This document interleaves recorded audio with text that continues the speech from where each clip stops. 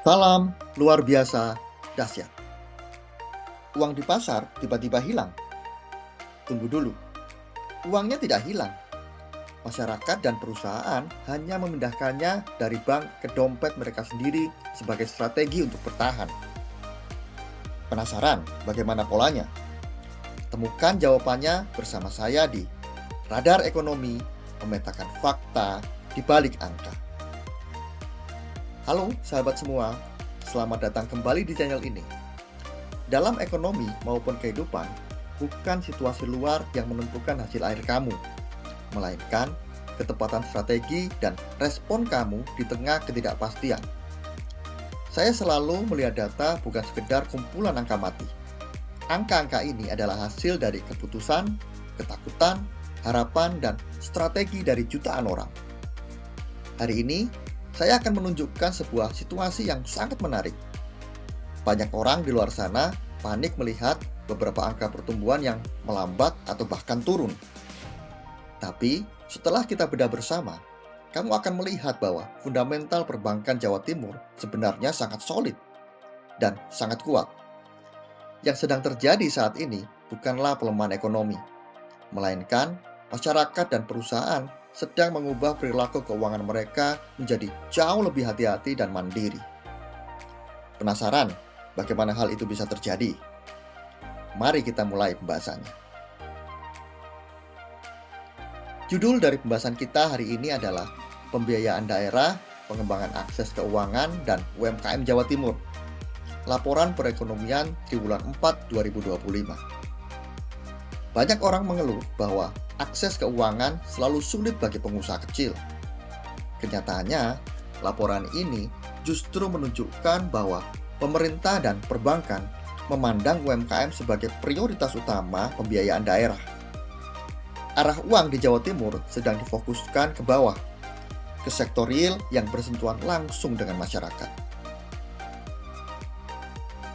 Kita bisa melihat bahwa pertumbuhan dana pihak ketiga melambat di angka 3,60% secara year on year.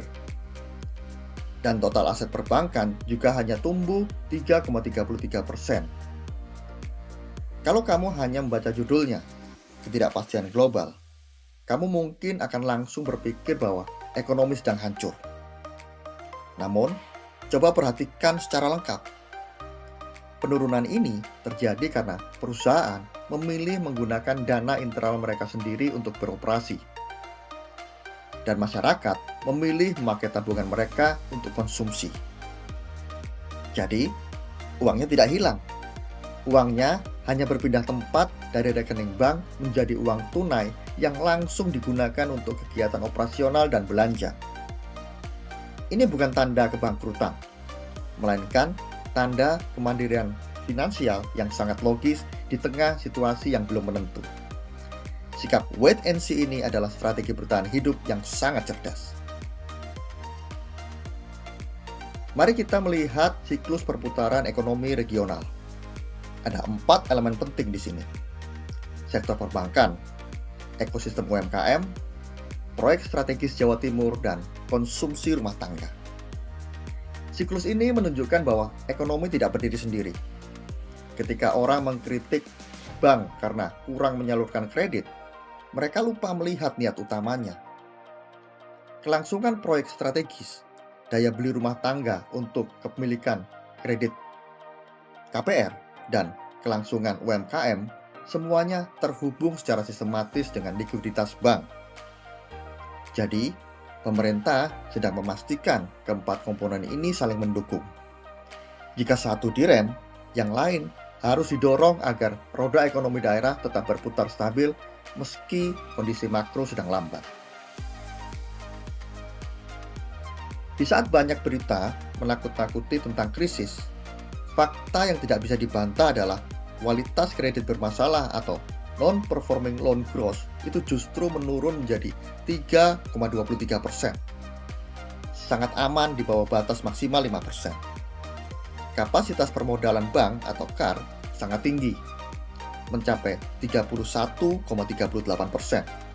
Padahal, syarat dari Otoritas Jasa Keuangan (OJK) hanya 8%. Jika kita pecah data ini secara spesifik, kekhawatiran tentang bank yang akan kolaps atau kehabisan uang sama sekali tidak terbukti. Likuiditas atau LDR berada di angka 91,08%, yang artinya penyaluran kredit berjalan sangat presisi dan optimal sesuai dengan rentang yang ditetapkan oleh Bank Indonesia. Mari kita lihat angkanya dengan lebih spesifik. Kredit korporasi minus 1,16% dan kredit UMKM minus 0,65%. Sementara kredit rumah tangga malah naik 5,73%. Jika kamu adalah seorang direktur perusahaan besar saat ini, apa yang akan kamu lakukan? Tentu, kamu akan membatasi utang baru. Jika permintaan barang yang ada itu belum pasti.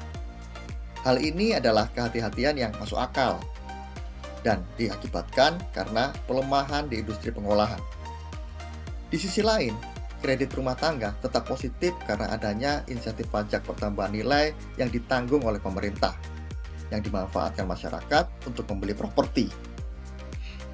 Ketika ada kebijakan yang menguntungkan serta itu bisa mendorong untuk pertumbuhan, masyarakat kita itu sangat cepat untuk mengambil peluang tersebut. Sekarang, kita berbicara tentang pencapaian. Pangsa kredit UMKM di Jawa Timur berhasil mencapai 30,80% dari total kredit.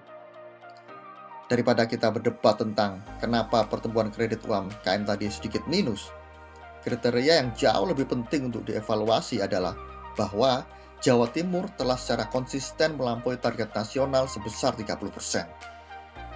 Mereka sudah memenuhi standar prioritas tertinggi pemerintah pusat. Pembiayaan ini sangat terpusat di wilayah Surabaya yang mencapai 59,75% dengan sektor penyerap utama di perdagangan besar dan eceran sebesar 47,94%, diikuti pertanian dan industri pengolahan.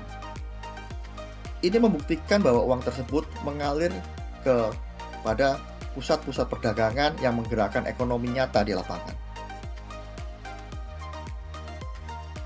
Kita lihat pada klaster pangan strategis dan klaster potensi ekspor.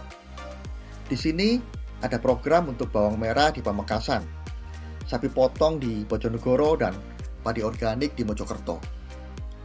Ada juga pendampingan kopi untuk pasar global dan pameran Java Coffee and Flavor Festival yang menghasilkan transaksi sampai dengan 28,06 miliar rupiah.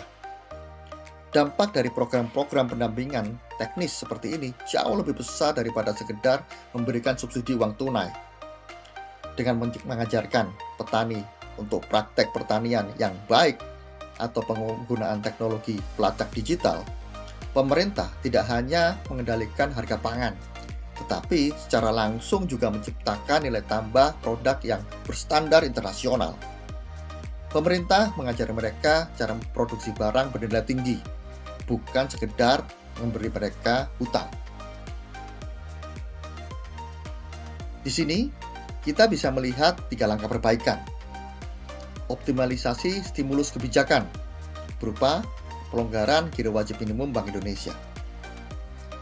Penguatan sinergi pembiayaan berupa subsidi bunga kredit sejahtera dan hilirisasi serta digitalisasi ekosistem. Dari sudut pandang pembuat kebijakan, mereka sadar betul bahwa suku bunga pinjaman yang tinggi akan mematikan usaha kecil. Oleh karena itu, kerangka berpikir mereka adalah bank sentral memberikan kelonggaran likuiditas. Pemerintah daerah membantu membayar sebagian bunga pinjaman agar cicilan UMKM ringan.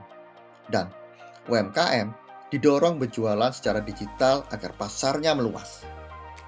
Ini adalah solusi yang dirancang dari pemahaman sistemik tentang apa yang benar-benar membebani pengusaha kecil saat ini. Kita sampai pada bagian akhir pembahasan kita hari ini. Rangkuman dari seluruh pembahasan kita adalah fundamental perbankan terbukti sangat kuat. CAR 31,38%, NPL 3,23%, dan Hal tersebut berfungsi sebagai penyangga dari ketidakpastian dunia. Terjadi pergeseran perilaku yang jelas. Korporasi memakai dana sendiri, sementara rumah tangga mengambil keuntungan dari stimulus perumahan. Jika kita melihat angka minus dari bulan ke bulan, mungkin kelihatannya buruk. Tapi, jika kita meluaskan bingkai waktunya dan melihat situasi secara menyeluruh, perbankan dan ekonomi Jawa Timur justru menunjukkan tingkat ketahanan, resiliensi, dan inkubasi yang luar biasa di tengah tantangan global. UMKM didorong produktivitasnya hingga sukses menembus target kredit nasional. Sahabat semua, menganalisis data ekonomi bukan tentang mencari siapa yang salah ketika angkanya menurun. Dari kacamata perilaku ini adalah proses kalibrasi. Masyarakat dan pelaku usaha di Jawa Timur sedang menyelaraskan diri, melakukan efisiensi, dan meminimalkan risiko agar mereka bisa melompat lebih jauh di masa depan. Fundamentalnya kuat dan strategi intervensinya jelas. Terima kasih telah menyimak video ini hingga selesai. Jika kamu mendapatkan sudut pandang baru dari pembedahan data ini, pastikan kamu menekan tombol like, share video ini ke rekan-rekan bisnis kamu, dan tentu saja subscribe agar tidak ketinggalan analisis mendalam lainnya. Sampai jumpa di video analisis berikutnya.